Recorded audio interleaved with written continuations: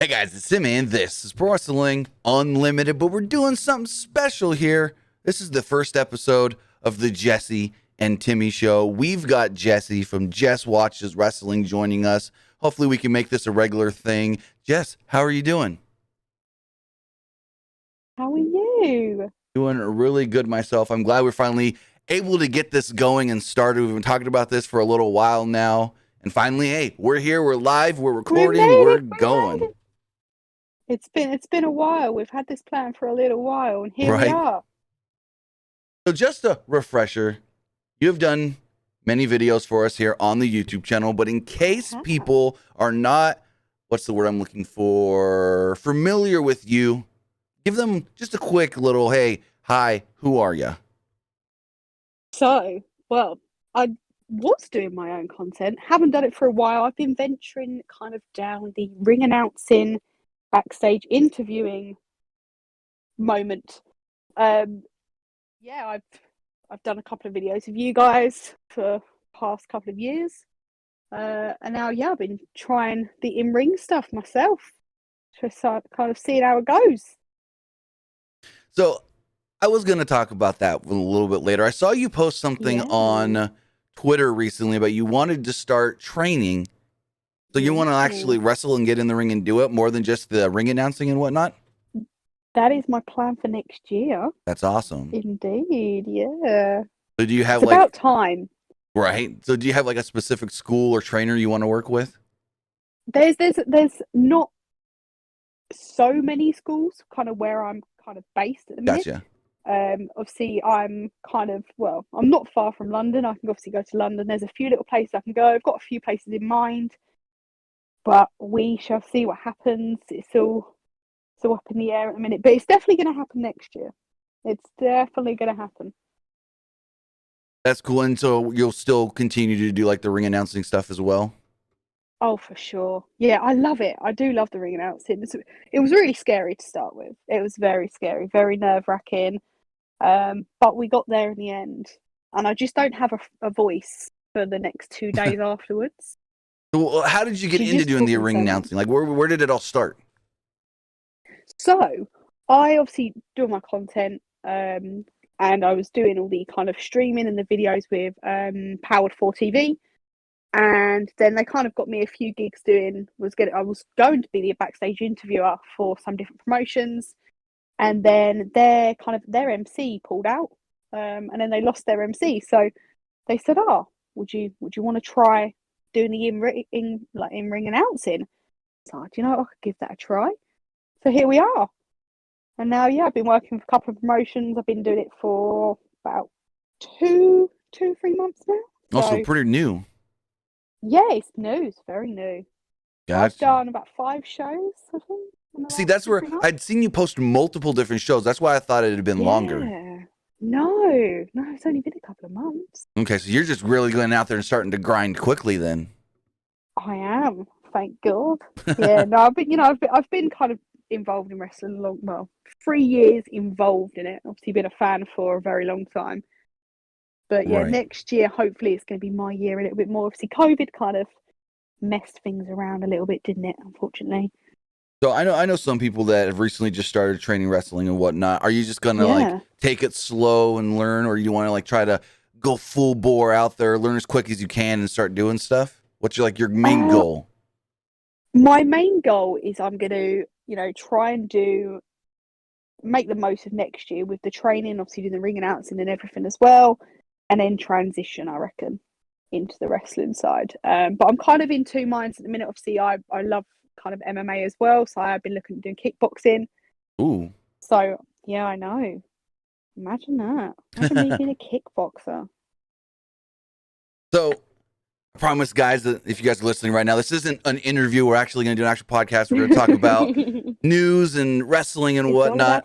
I just wanted to get you guys up to speed on Jess and what she's all about and what she's been doing and her future plans. And yeah, we're going to talk about some wrestling. Did you watch NXT this week? That's the question. Did you watch NXT, yes or no?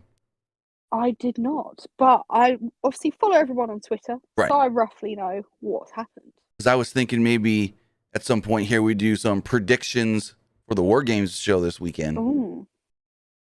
because they've got War Games on Sunday, and it's very interesting how they're building this show up, because the two different War Games matches, of course, they have the women's War Games match and the men's War Games match, and the dynamics of how they set these matches up completely different, which I kind of like, because it's not just in the past, it's all, because with the women it's heels versus baby faces. With the men, there's another dynamic there of the old guys, which I don't want to call them old guys because they're not all really old, against the new guys. I mean, the newer guys. Right. So I guess we could jump into that and talk about that right now. We could start off with that. We start off with some NXT War Games predictions. So this coming Sunday is the NXT War Games. I guess you could call it a pay-per-view because they're not called TakeOver anymore. That's the new thing. TakeOver's out. I don't know. I do. I'm excited. I reckon I'll actually be able to watch it as well this weekend. Oh, yeah. So, even though it's a time difference, because obviously at the minute I don't actually have a job. So at the minute I get to stay up and watch late program. So as far as the show does go, if it takes the same kind of structure of a normal TakeOver, I would assume 2.5, 3 hours. Right now, there's been 5 matches announced for the show. 1 title match, 2 title matches. No, hold on. This has not been updated. 1, 2, 3, 4, 5. I think there's 6 matches. The list I have may be incorrect. Let me pull up a different list. Let's see. NXT War Games. 1, 2, 3, 4. Nope, I'm just thinking wrong. I guess it's 5 matches. Yeah. So there's 2 title matches, a hair versus hair match, and the 2 War Games matches. So the hair versus hair match. We have Cameron Grimes against Duke Hudson. The whole thing here is when Cameron Grimes was a better poker player than the poker player Duke Hudson, he cut the ponytail off and whatnot. So now hair versus hair. Who do you got? Cameron Grimes getting shaved or Duke Hudson? I reckon Cameron Grimes. That's what I would think too. I think he would be I think he would be the one to say, "Yeah, screw it, I'll shave my head. Why not?" Instead of them just bringing in Duke Hudson and changing his look already. Like, I just think Cameron Grimes would be the one. It's probably of the two. Too soon. Yeah, isn't it? And I think Cameron Grimes would be the one of the two to be like, you know what? Screw it. I'm a comedy wrestler anyways. For the most part, I'll do it and I'll make it an entertaining deal for the next however long it takes to grow the hair back. And that's the question. Does he grow it back along or try something different once it starts growing out? Are they going to completely change everything? Ooh. Yeah. Do we get a whole new Cameron Grimes, or is it just, hey, in 6 months when his hair's back out, he's the same old, same old? Oh, I reckon they will do it and completely just shape him into something different. Right. Yeah, I reckon so. We got 2 title matches. The first one was set up last night. It will be Imperium, Fabian Eichner and Marcel Barthel, defending the NXT Tag Team Championships against Kyle O'Reilly and Von Wagner, who defeated Legado del Fantasma last night to earn this title shot. And with the news of Kyle O'Reilly's contract coming up at any moment, like, I don't know the exact date, but I know it's early December, I say they keep the titles on Imperium. I don't know if maybe they could go, hey, Kyle, we'll give you these tag titles to entice you to stay. I don't see them doing that unless he's signed some sort of a deal. I hope the Imperium keep them, actually. I love the Imperium. I think they're great. Absolutely brilliant. Oh, yeah, I like Imperium, too. I think they're a great tag team. And there's that rumor that they're trying to get Walter to come to the U.S. to do even more stuff. So if they're champions... Have you seen the shape he's in at the minute as well? Yes. He's looking amazing. So if they're the champions, they bring in Walter. Yeah. They can maybe, I don't know, have Walter beat Ciampa for the NXT title, and then they're all draped in gold. That would be really fun to see.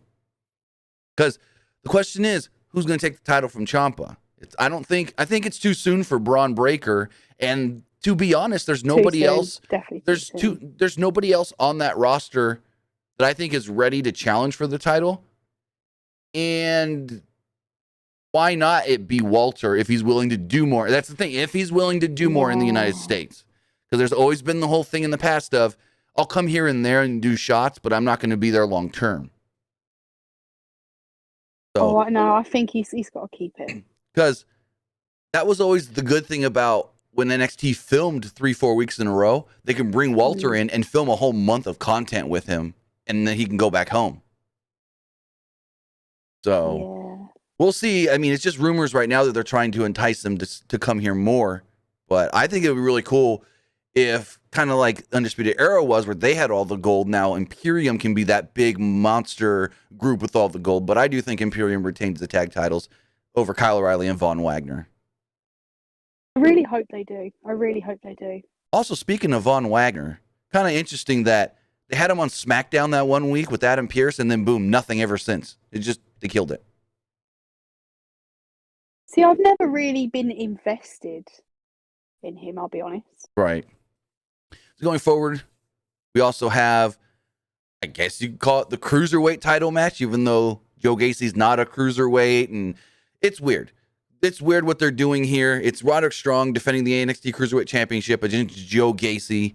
Joe Gacy said last night on NXT that if he wins this title, he's going to now call it the NXT Inclusive Championship, because it's not going to be a title that has weight limits or gender limits or any kind of limits on it. Everybody can go for this belt, but I don't see them taking the title off Roderick Strong. I do really like Joe Gacy as a wrestler. I don't like the gimmick they're doing with him. I've always liked him, like from his days in Evolve and stuff.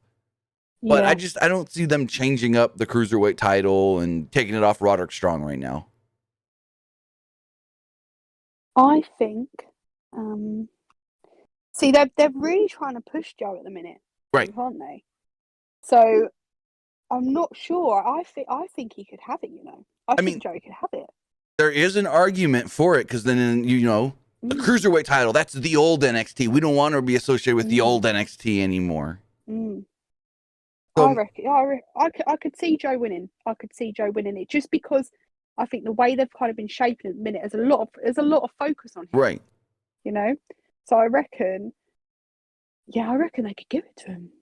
Just mixing it up a little bit. Right, and then like I said, I think get a little away from the old NXT. They're already kind of changing 205 Live, where anybody can wrestle on 205 Live, men, women, or anybody above that weight limit. So maybe they're going to look to change up that structure there. Going forward, we have the two WarGames matches. We have the women's WarGames match, which is technically the heels versus the baby faces. On the heel side, it's Mandy Rose, the NXT Women's Champion, the NXT Women's Tag Team Champions, Gigi Dolan, Jacy Jayne, and Dakota Kai. And then on the babyface side, it's Io Shirai, Raquel Gonzalez, Cora Jade, and Kaylee Ray, with, I think it's the heels? No, the baby faces have the advantage. The baby faces have the man advantage going into the match after Kaylee Ray won last night, and they made Dakota Kai look like a dummy. She had the match won and then thought, hold on, Kaylee Ray might be knocked out, but I'm going to jump on her one last time off of the ladder, even though I'm about to grab the briefcase. And then Kaylee Ray won because Dakota Kai gave up the win. Stupid. I see. This is quite tough for me. Yes, me too. I could see Mandy Rose's team winning. Okay. Just because they've got all the titles. They've got the whole thing at the minute, and there's also, same with them, there's a lot of focus on them at the minute. But Io Shirai is one of my favourites ever. And I'm trying not to be biased. But yeah, I can just see whole Toxic Attraction entourage winning. So I think I'm going to go the same way as well. The heels, Toxic Attraction, and Dakota Kai winning. I mean, last year what they did was they had Raquel Gonzalez win it, pinning the champion, which then eventually did lead to her getting a title shot. But I think they're pushing Mandy and Gigi and Jacy and that Toxic Attraction so big right now, and people are already kind of like, they're whatever. I think if you have, and maybe I'm just stretching a little bit here, you have one of them, whether that's Mandy or the other two, pick up the actual pinfall. Maybe that's them saying, hey, no, look what these women just did in WarGames. They are legitimate. There is a reason for them to have all the gold. Yeah, it was quite not sudden, but I didn't really like Mandy Rose as much going into Raw and SmackDown, but now she's back, I like her a lot more. And I'm glad they're doing a lot more with her. And but it's kind of the same thing as like the Fire and Desire kind of thing at the moment, where they have put over 2 other people. Mm-hmm.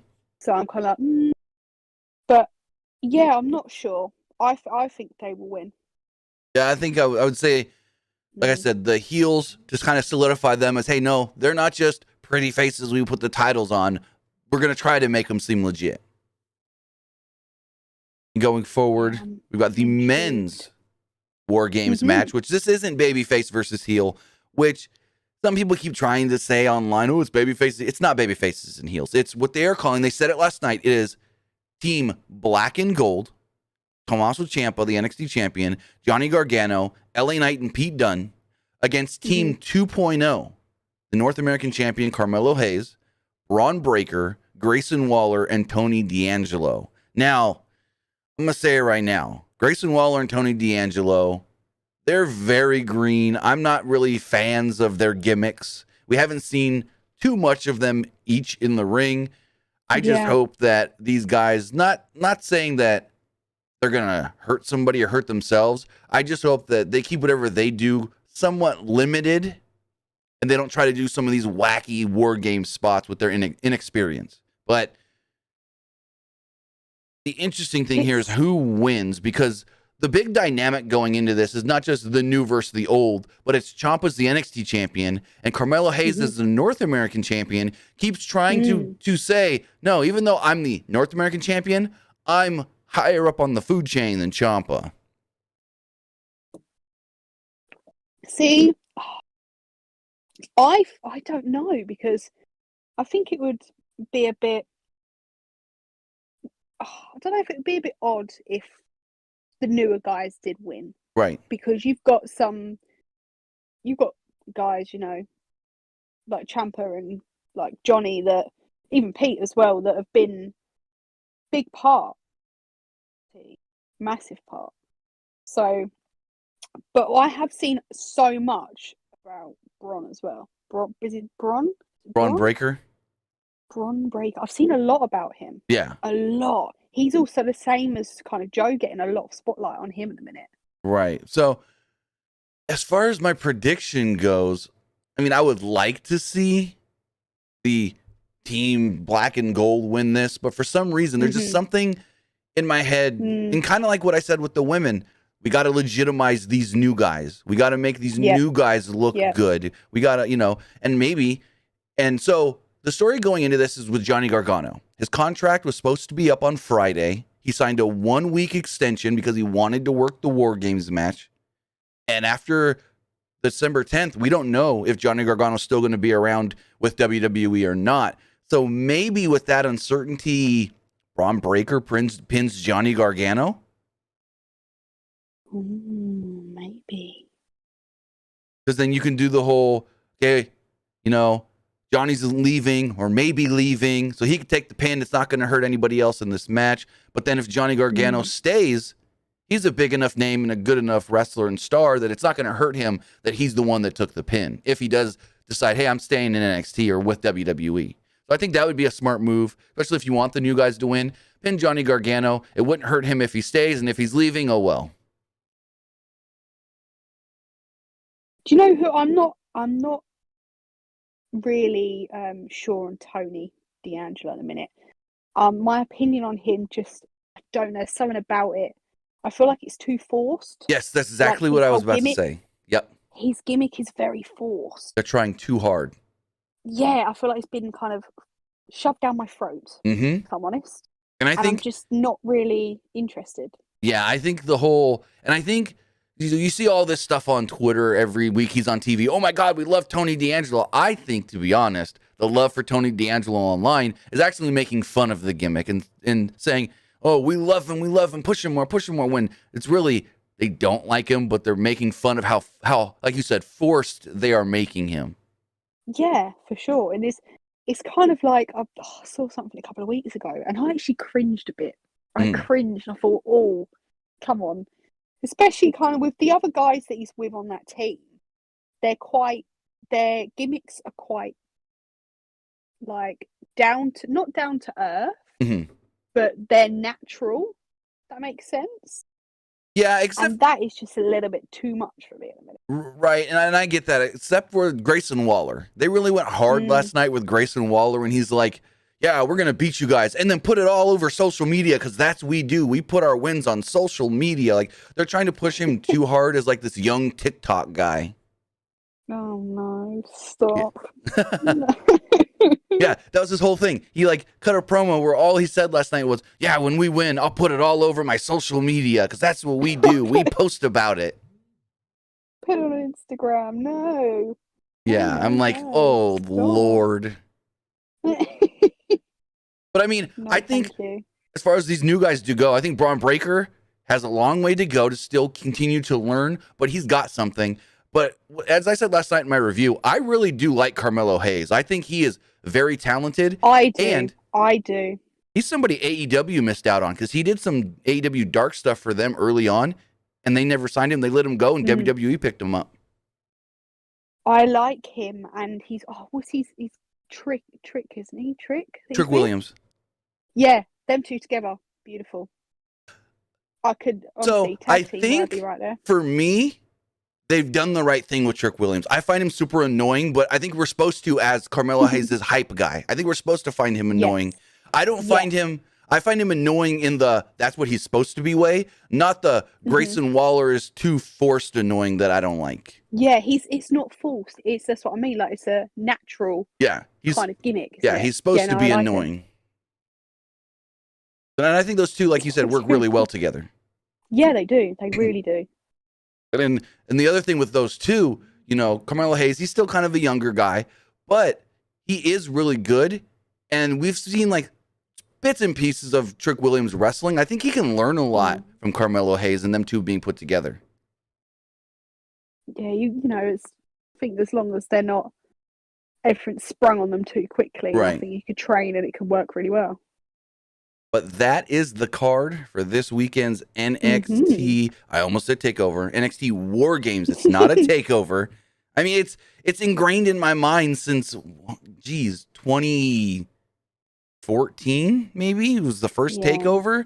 So just whenever you think of like a not weekly show for NXT, your mind just wants to say takeover, but it's not a takeover, which is unfortunate. But again, they're going a new route with all this NXT 2.0 stuff. I'm glad that it's not like WarGames 2.0 or something. It's still plain WarGames. They'll come out with it. They'll come out with it. You know they will. It gets to the weekend, they'll be like, you know, we're going to rename it and we're going to put a different logo and it's going to be WarGames 2.0. Oh, Lord. So that is NXT WarGames. I will be reviewing that show live after it goes off the air on Sunday night. I think it should be, looking at the card, pretty entertaining, to be honest. Like, I'm not super entertained by the weekly show because they try to have, I think they have too many segments that's not just wrestling on the weekly show, but this is just going to be hopefully wrestle. And when you look at the card, it's kind of going to be something new, isn't it? So I'm looking forward to seeing what they do with it, if I'm honest. Exactly. So I think it could be, I don't know if it's going to live up to like the old takeover shows where they're all super good, but I think this could be a pretty good show. We got a lot of good matches here. The one that I'm concerned, we haven't seen a lot of wrestling from Duke Hudson. So that's the one where I'm kind of like, hopefully Cameron Grimes can carry him well. Because we've seen like that's probably short the matches. One that I'm not as interested about. Yeah, I'm going to be completely honest. And with Duke Hudson, we've really just seen quick short matches in the few matches we've seen of him in WWE. So I don't know. And a lot of people are like, Roderick Strong, Joe Gacy. If you've seen Joe Gacy's work, like before he was in WWE, like when he and Eddie Kingston were the Evolved Tag Team Champions, Joe Gacy's really, really good. Last night, Joe Gacy did the Ricochet handspring into the ropes into a clothesline deal and did it flawlessly. Beautiful. So I think this could be a really good show that maybe will surprise us coming up on Sunday. But as we keep going, I want to talk about a few wrestlers breaking some records. We have both Randy Orton, who broke 2 records, and Natalya, who's also broken a record. So let's talk about Natty first. So this was actually recognized by the Guinness Book of World Records. They actually put out a big post on their website and recognized both of these wrestlers. So Natalya has the record of most pay-per-view. I don't know if it's just matches or appearances, but they said most pay-per-view appearances in WWE by any female. She's appeared on 68 different WWE pay-per-views. See, I love Natalya. I've always loved Natalya. And I'm glad she gets recognized because she does deserve it. I think there's I'd have to look it up because I heard about it earlier this year. Natalya may have more matches in WWE than anybody on the current roster right now. Like she may have worked more matches than anybody. Like more WWE matches. Like there may be someone like a Seth Rollins or somebody that worked a bunch of indie stuff before WWE. But out of everybody on the WWE roster, I think she may have worked more matches than anybody. I'd have to look that up and double check it, but I'm not 100% sure on that one. That was just something that was floating around earlier this year. Yeah. Oh, see, I've always loved Natalya. I think me too. Great, and her, what TJ does as well. Like them two together. Oh, it's wonderful. So as far as Randy Orton does go, Randy Orton broke 2 records. So at Survivor Series, he broke the record for most matches on a WWE pay-per-view. He had the record tied with Kane. Now he holds the record at 177. Yeah. He's wrestled on 177 different WWE pay-per-views, which is wild to think. That's amazing. That's so cool. Because you think about it, Randy Orton started with WWE on the main roster 2003. Then there was like almost a year where he was out with a shoulder injury, and he's missed a lot of time here and there for different injuries. So to think about that, yes, he's been around for almost 20 years, but to think that he's missed a good amount of time here and there as well, but has also broken this record is really cool to see. But he didn't just break that record. He also broke another record. So his match this past Monday on Raw, if I've got this correct, was his 437th match on Monday Night Raw, which is the most of anybody ever. 437 matches on Raw. That's crazy if you think about that. That's actually crazy. Like Randy Orton, I think I never get bored of him. Like I've never ever got bored of him. Obviously, he's had time out and then he's back, but there's always something for him. Oh yeah. Him as a heel. Oh, I can't even. But here's the thing to think about. Randy Orton still has at least, I think, 3 years left on his contract. So these numbers are just going to keep rising and rising and rising and rising. Hell yeah. It's not like, he broke the record, he's done. It's not like some people that, I broke a record, okay, now let's see if someone else can break it. No, he's going to keep inflating this number. Yeah, it's great. I love it. Love to see it. It's what I love to see. Yeah, so 177 on pay-per-view. Easily that number can go up to, let me do some quick math here, 177 plus, say he does 10 matches on pay-per-view next year, 10 matches the next year. I mean, he can put that pay-per-view match thing to 200. He can easily get to 200 matches on pay-per-view. Because even if he does, I think, 5 matches on pay-per-view, which probably will be more, over the next 3 years, because it's 177 plus 5. Yeah, so if he does roughly between 5 and 10 matches on pay-per-view every year for the next couple of years, he'll easily hit that 200 mark. And who knows how high that Raw number is going to get. I don't even know if I could do that kind of math this quickly. I mean, I doubt he wrestles. Let's do some quick math. So 430, I just lost the number. Randy Orton. 437. And say he works half of the year next year or something. So that would be like 25 matches for the next 3 years. He can maybe get that number up to 500. 500 matches on Monday Night Raw over the next 3 years. Do you know what? And he just looks incredible still. Like he's still in mental shape. Yeah, he just never really ages either, does he? He's looked the same for the good last 8 to 10 years, I think, which is not a bad thing. Not a bad thing at all. No, it's cool. No, it looks great. And I don't know if you watched his interview with Stone Cold Steve Austin. He said that, over the last year or so, he's really felt like he's never been better.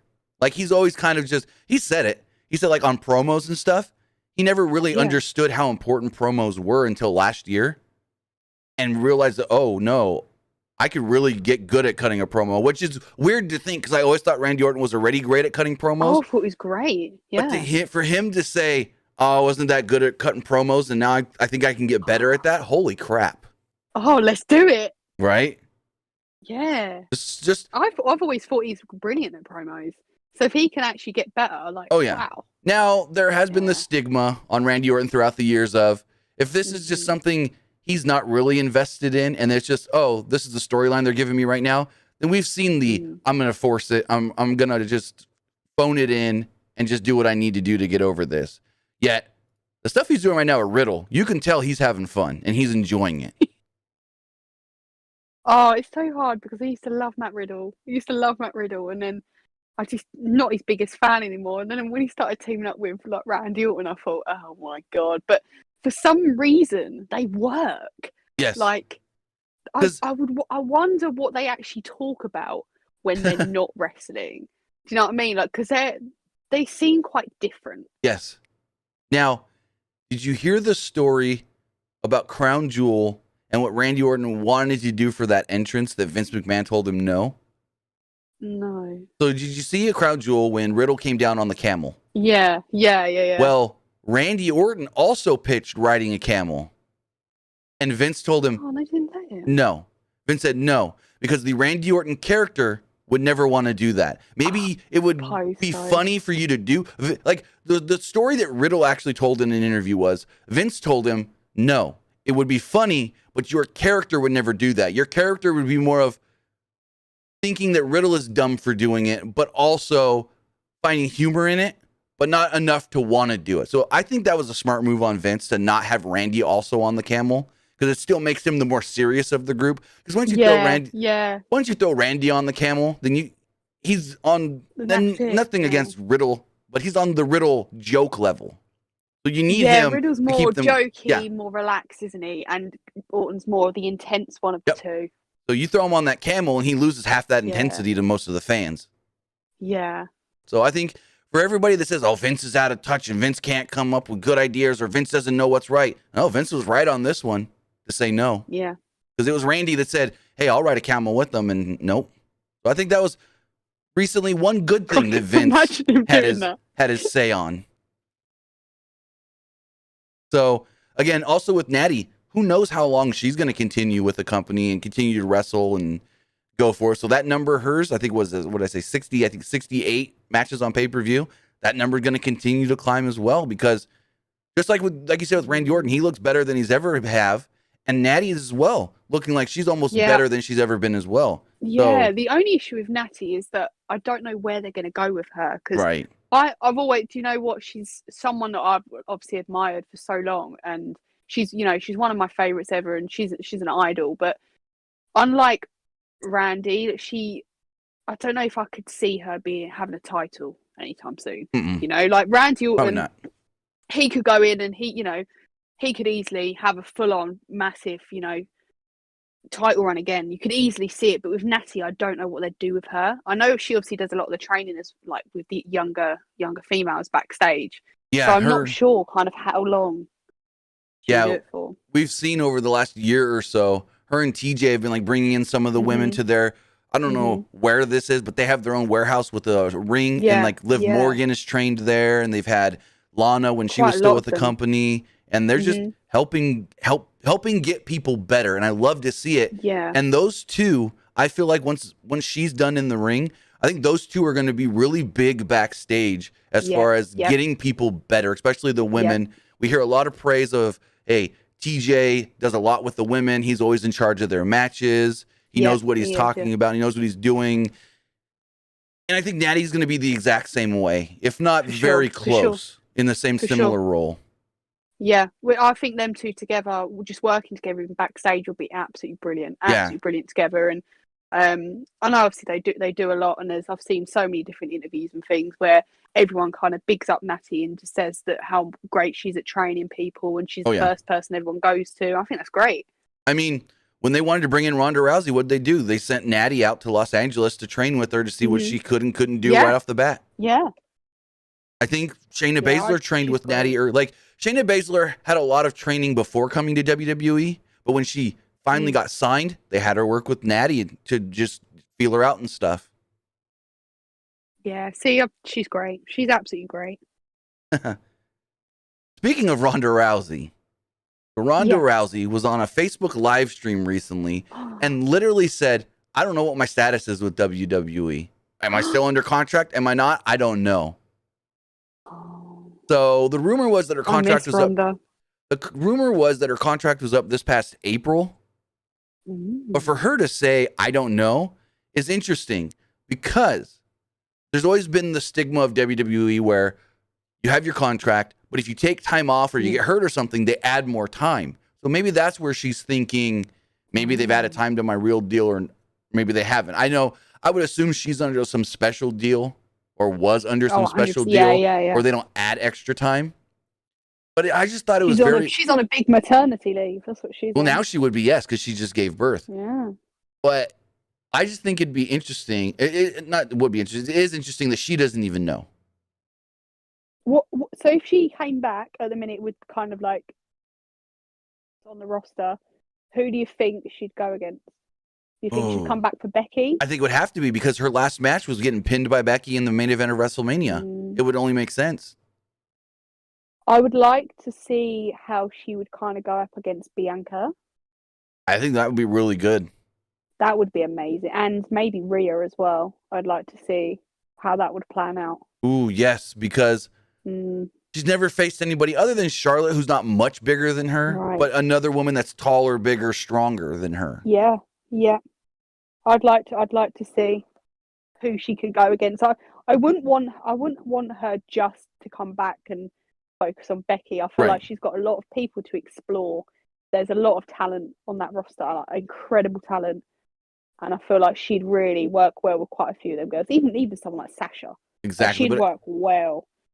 Oh yeah, but I think it might be a little too soon for her to come back. She just recently did give birth, and we saw Becky waited 7 months, 8 months. Yeah, Becky didn't take long. She did not. Look at her now. She's unreal. She got back in that shape straight away, and she was ready. So, she's the best she's looked in a while. Here's my question for you with that, and I got some of this recently, this past week in like my live chats and on Twitter and stuff. Do you think it was the right move for them to put Becky Lynch basically right back in the spot where she was when she left? Or do you think they should have made her, quote unquote, work for it? Because what I got recently was, she just gets to leave and come back in the same spot. But what about the women like Sasha Banks who have been there for the last year and didn't leave? Yeah. So what is your feeling on that of Becky coming back and just boom, right in the same spot? I personally feel like I was gutted when Bianca lost that title. I'm going to be honest, absolutely gutted because she worked very, very hard to get there, and the way she did lose it, it was a bit of a joke. I'm not going to lie. Right. But Becky, thing is with Becky, I think she is incredible, and her whole persona and everything now, like, she's killing it. She's absolutely killing it. I would have liked her to come back and maybe work towards it a bit. I feel like she did get it handed to her very, very quickly. But even though I say that, she's doing so well. She's killing it. Like, she brings eyes all the time to the female roster, and you can't say she doesn't. And the whole, big time Bex, it's mad. It's absolutely crazy. But I think she shouldn't have won that straight away. Bianca deserved so much more, in my eyes. She's up there with my favourites. Bianca Belair is, and she did deserve a lot more than that. Yeah, because the thing I got from actually 2 people messaged me this week and was like, "Oh, how can you say that Becky Lynch is deserving to be the champion right now when Sasha Banks has been there?" And I'm like, well, to be honest, even when Becky Lynch was gone, who was the fans still chanting for more than almost any other female in the company? And I was even told while Becky Lynch was gone, she was still selling more merchandise than most of the women, if not most of the men in the company. Like her T-shirts were still selling even though she was gone, more than a lot of people. So when you think about who's generating more revenue for the company, generating more interest even outside of wrestling media. Like Becky Lynch is getting attention from non-wrestling media. How many other women in this company can you say are doing that, even if they've been here and not gone for a year? Not many. Honestly, not many. Exactly. That's what I mean. She's come back and she just, she's killing it. She's absolutely killing it. Oh, yeah. So with that, as we start to wrap things up here, what are you looking forward to as far as WWE and AEW goes going into the new year? What is one thing maybe you would like to see that we haven't seen much, say, in AEW going forward into the new year as they transition some of their stuff with like they're moving off of TNT, going to TBS. There may be, Tony Khan said there may be some slight changes to Dynamite there, but not many. And then they're going to do the specials on TNT and stuff. So what's something that we haven't really seen much in AEW that you would like to see them try and do going forward? Whether that's a match that you really want to see or a program or a match type. For me, the biggest thing for me about AEW, and I've said it since day one, is their women's division. I don't know what they are doing. It's just not being promoted and used enough. There is so much talent. And that's one thing I've said for so long. And I've said, work on that talent you've got. Obviously, they've done good, they've done it wrong. They've done good things. They have done good things. But it feels like they're not doing enough and they're not using the people they have. Like, they have some talent. And they need to bring more, I think. Well, that's the thing, though. How many more people can they really sign before you get to that, ooh, we have too many people and now people aren't getting used on television enough? That's the big question is, how many more people can AEW really sign before they have too many, like WWE? Yeah, that's, and then obviously I just don't know. I just feel like since that's been my one problem with AEW since day one. Oh, no, I totally agree. Their use, with their use of the women's division. I really think. So I hope. What I was going to piggyback off of what you were saying, I really think with their women's division, it's a lot of just randomness. Even with Britt Baker as the champion, it's a lot of she's just randomly in matches. Sometimes they make sense, sometimes they don't. And I saw a fan this week on Twitter kind of criticize AEW for doing that kind of stuff. We're like with CM Punk, for instance, they're doing the thing with him and MJF, but tonight he's facing Lee Moriarty. And someone tweeted out, hey, this is kind of random. There's no real rhyme or reason. I thought you were working with MJF. And he took a shot at WWE over that, saying, oh, well, maybe we should team together to try and get along before we have a match against each other. But I do think AEW does a lot of random stuff, especially with their women's division. And they have a lot of good women that I can see potential in down the road. Like Anna Jay, when she started a year and a half ago to where she is now, Kai Conti, where she was in WWE to where she is now, they've got women that are getting better and progressing.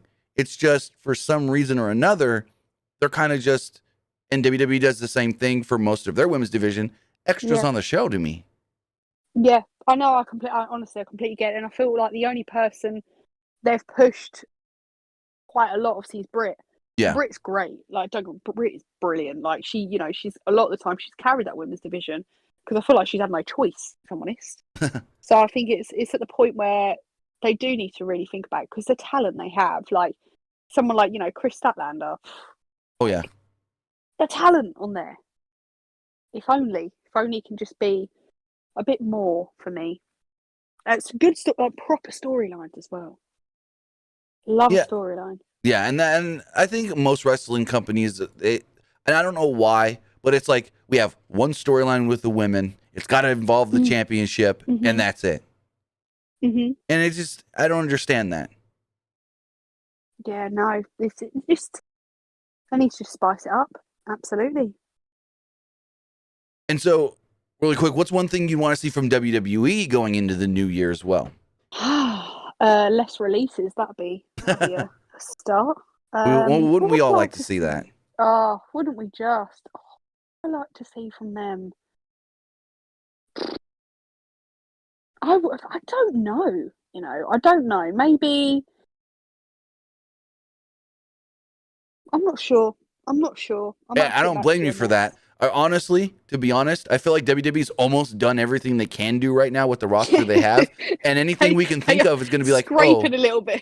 And like everything that we can think of would probably be like, oh, didn't they do that a year ago? Wait, never mind. Yeah, didn't they done that a couple of months ago? Yeah, like I feel like they're at the point where they are unfortunately a little bit scraping. Yeah, I'm not gonna lie, scraping like, oh, we need to bring something out.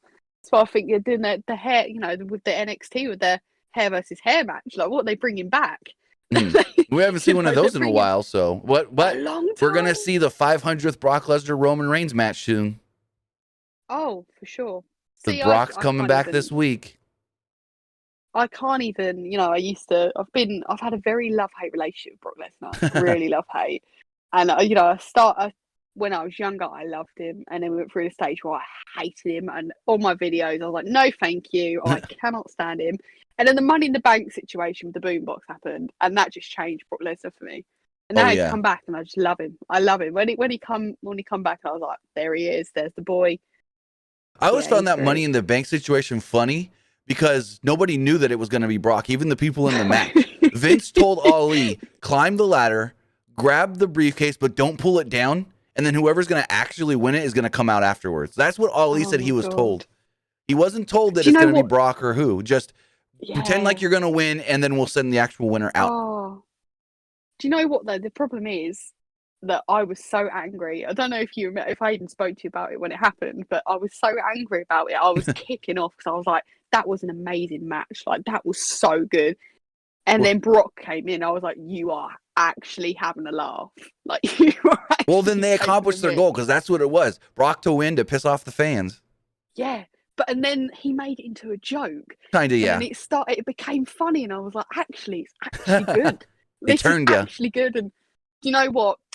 Paul Heyman is, honestly, that guy is a legend. An absolute legend. And doesn't matter who he works with. He smashes it.